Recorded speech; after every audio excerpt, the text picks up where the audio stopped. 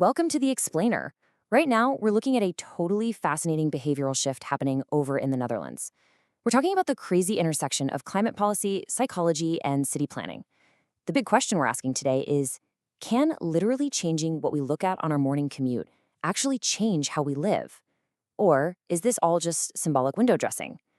To figure this out, we've got to look at how we respond to cues, how cultural norms actually flip, and why tackling carbon emissions needs a completely different playbook than anything we've ever tried before. Okay, let's dive right into this really striking contrast. Amsterdam is globally famous for being this freewheeling place where almost anything goes, right? Prostitution? Legal. Coffee shops openly selling marijuana? Also legal. But as of recently, if you want to put up a billboard for a fast food burger, an exotic vacation, or a gas-guzzling SUV in a public space, you are completely out of luck. Those are now verboten, forbidden. It's an incredible juxtaposition. You've got this historically permissive reputation clashing with these incredibly strict new advertising laws, and it makes for the absolute perfect starting point for us today. Which brings us to Section 1, the Amsterdam Experiment. So, on May 1st, Amsterdam officially became the very first capital city in the world to pass a legally binding ordinance banning high-carbon advertising on city-owned properties. And this isn't just some friendly suggestion, it has real enforcement teeth. It's a massive shift in how the city handles its public visual space. We're talking bus shelters, benches, trams, metro stations, the whole shebang. The ban goes right after fossil fuels, obviously, but it also targets products implicitly tied to high emissions. So you can no longer advertise beef, chicken, pork, or fish, all because of the massive environmental toll of animal agriculture. You're not going to see marketing for flights to Zanzibar, Mauritius, or even New York City. No cruises, and definitely no gas-powered cars like Range Rovers. The city council's logic is actually pretty straightforward here. If a city is spending taxpayer money to fight climate change, why on earth would they rent out their own public walls to promote the exact opposite? But, this isn't just happening in a vacuum. The ad ban is really just one piece of a much larger systemic push by the city to dial back high emissions behavior, both for the climate and for public health. For instance, Amsterdam has set a super ambitious goal for its residents. By 2030, they want citizens getting 60% of their protein from plant-based sources, leaving just 40% from animals. So the ad ban is basically there to make sure the city's visual environment actually aligns with these massive public policy goals. Which really brings us to the million-dollar question, doesn't it? Will hiding a billboard actually change our behavior? Like, does taking down a fried chicken ad or a poster for cheap flights really stop someone from eating meat or going on vacation? To answer that objectively, we really need to step back and look at historical examples of governments trying to ban ads to change our habits. And that leads us right into Section 2, the tobacco playbook. Whenever public health folks or policymakers start talking about banning ads for high-carbon products, they almost always point straight to the historical fight against big tobacco.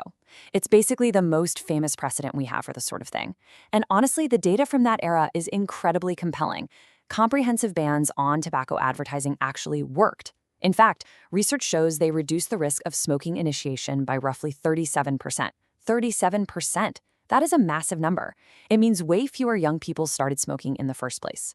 The whole idea here is that advertising normalizes a product. It gives it this cultural oxygen. When you take away the ads, you remove the visual cues and triggers that make people want it. You make the behavior way less salient, especially to impressionable kids. Now, what's absolutely crucial to remember here is that the ad bans definitely did not work alone. They were just one piece of a deeply stacked policy ecosystem. Think of it like a giant puzzle. Governments raised taxes to hike up the prices. They slapped on those graphic warnings to kill the aesthetic appeal. They funded programs to help people quit. They created smoke-free public spaces, which made smoking super inconvenient. And eventually, they even required plain packaging. The big takeaway is that no single lever did the job on its own. It was the entire ecosystem working together that actually shifted the culture. Let's move into Section 3, the power of norm inversion. Now, this is a completely different behavioral mechanism. It doesn't rely on banning a product at all. Instead, it changes how society fundamentally views it. This is called norm inversion, and it is an incredibly powerful sociological tool. Basically, it's the process of reframing a behavior from being a private, sympathetic risk, where we might say, oh, bad luck, to a harm that is forced onto others without their consent. Back in the 1980s, Mothers Against Drunk Driving, MAD, didn't really focus on making alcohol more expensive or cars harder to buy. Instead, they went all in on a relentless, victim-centered campaign that completely inverted the societal norm.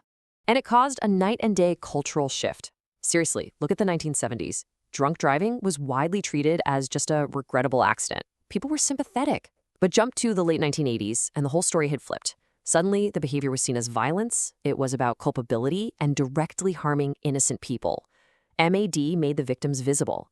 And according to the sources, this is the exact kind of long-game norm-setting Amsterdam is trying to pull off. By stripping away the aspirational, glamorous advertising of high-carbon lifestyles, the city is quietly sending a signal. These behaviors just aren't things we celebrate in the public square anymore. Which brings us to Section 4, why carbon is harder. But here is where we really have to pivot, because there's a catch. As powerful as those tobacco and drunk driving analogies are, they kind of fall apart when we apply them to things like driving, flying, and eating meat. The pushback against these new climate policies isn't just people being stubborn, it's rooted in something way deeper. Just think about it for a second. Tobacco is a single product. It has absolutely zero cultural identity and zero nutritional or practical value. It was relatively easy to isolate. High carbon consumption, though, that is an entirely different beast. Eating food, heating our homes, traveling to see our loved ones, these things are deeply tangled up in human biology, our daily infrastructure, and our cultural identities. A cigarette does nothing for you, but flights, cars, and food, they give us essential mobility, nourishment, and human connection. We really have to empathize with the average person here and look at the real-world barriers. For a lot of people, a flight isn't some luxury getaway. Literally, it's the only way to see a dying parent on the other side of the world. In a lot of regions, telling someone to just go buy an EV is kind of tone-deaf because the local power grid is still running entirely on coal or gas anyway. And food? Food isn't just fuel. It's a massive part of global identity. You can't just mandate a culture's traditional dishes out of existence. Plus, let's be real, industrial meat provides cheap calories that are quite literally necessary for survival for families living on tight budgets. This is exactly why simple bans often feel like this nanny state moralizing to everyday people. And it's exactly why the political costs of these climate policies are just so incredibly high. So that brings us to our final and honestly, probably our most important section, Section 5, change without shaming. Okay, so if the barriers are this high and outright bans feel super moralizing, how can governments actually fix this carbon crisis without totally alienating the citizens they're trying to help? Well, the answer lies in a really cool concept behavioral economists call libertarian paternalism. I know, it sounds super academic, but it basically just means designing choice architecture.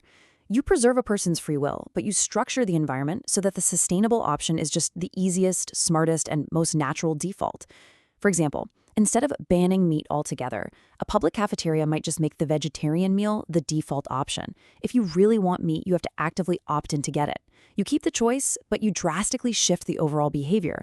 To actually pull this off, policymakers can lean on an evidence-based framework from our sources. Step 1 is systemic architecture. That means using things like carbon labels and those smart defaults we just talked about to invisibly tweak the environment. Step 2 is targeted empathy.